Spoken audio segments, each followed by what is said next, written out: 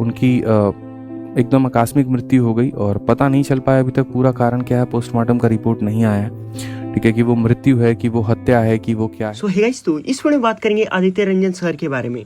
तो जो खान सर और रोशन सर के बीच में बड़ी कंट्रोवर्सी हुई है, इसको लेकर के आदित्य रंजन सर का रिएक्शन आया है। रोशन सर को लेकर के वो बोले, उस इंसान के लिए अभी दुख का समय है, जरा सोच के देखो। पहले उस इंसान की कोचिंग के ऊपर बात आई, फिर वो इंसान खुद गिरफ्तार हो गया। जरा सोच के देखो, जब उस इंसान के भाई की चिता को आग देने की बात आई होगी, तब वो इंसान वहां होगा नहीं।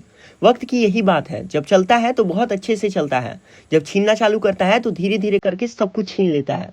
वो क्या कहे, चलिए मैं आप लोगों को दिखाता हूँ। कि कल एक बहुत दुखद घटना हुई। रोशन सर के जो छोटे भाई हैं यहाँ पे, ठीक है, उनकी एकदम आकस्मिक मृत्यु हो गई और पता नहीं चल पाया अभी तक पूरा कारण क्या है। पोस्टमार्टम का रिपोर्ट नहीं आया है, ठीक है, कि वो मृत्यु है कि वो हत्या है कि वो क्या है। अब जो भी है, कुछ लोग कह रहे हैं कि दवा खा रहे थे तो हो गया, लेकिन फिर उनकी आंखों पर भी जख्म था, ब्लीडिंग भी थी, सारी चीज़ें थी। तो अब वो पोस्टमार्टम का एक बार जो रिपोर्ट है वो आ जाएगा तो पता चल पाएगा। आप लोगों से मेरा अनुरोध है कि कृपया करके 30 सेकंड का जो है उनकी आत्मा की शांति के लिए आप लोग मौन रखें, ठीक है, कि वो जहाँ भी रहें उनकी आत्मा शांत रहे। और ये इस समय सबसे बड़ा दुख का घड़ी है, मैं आपको बताऊं, रोशन सर के लिए।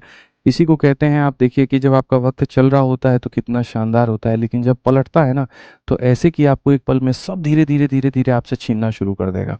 पहले कोचिंग के ऊपर में बात आई, फिर खुद गिरफ्तार हुए। और सोचिए, वो व्यक्ति जो जीवन में इतना पैसा कमाया होगा, इतना नाम कमाया होगा, क्या कभी उसने सोचा होगा यहाँ पर कि उसके भाई की ऐसी सिचुएशन होगी, ठीक है, कि जब उसके चिता को दाग देने की बारी होगी और वहां पर वो होगा नहीं। आप सोचिए इस बात को लेकर के कि अंतिम समय तक अपने भाई के वो, मतलब वो अंतिम वक्त अपने भाई को कब देखे होंगे, जब वो जेल जा रहे होंगे तब देखा होगा उन्होंने। और क्या उस समय उन्होंने कल्पना की होगी कि शायद ये अंतिम बार मैं अपने भाई को देख रहा हूँ।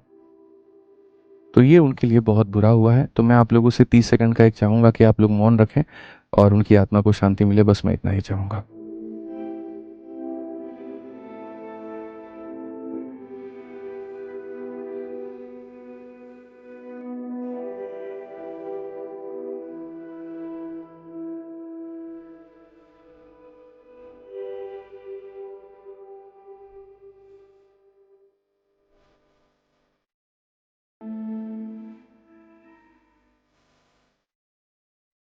चलिए, बाकी आप लोगों से कहेंगे, लड़ाई झगड़े में कभी भी कुछ भी नहीं रखा है, किसी का कोई फायदा नहीं हुआ है, इसमें चीज़ें खराब ही होती हैं।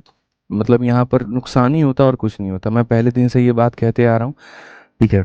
आप भी अपने टीचर्स को यही बात समझाएं, जहाँ पर भी आप पढ़ते हैं, लड़ाई झगड़े में कुछ भी नहीं रखा है तो कुछ भी नहीं रखा है, ठीक है।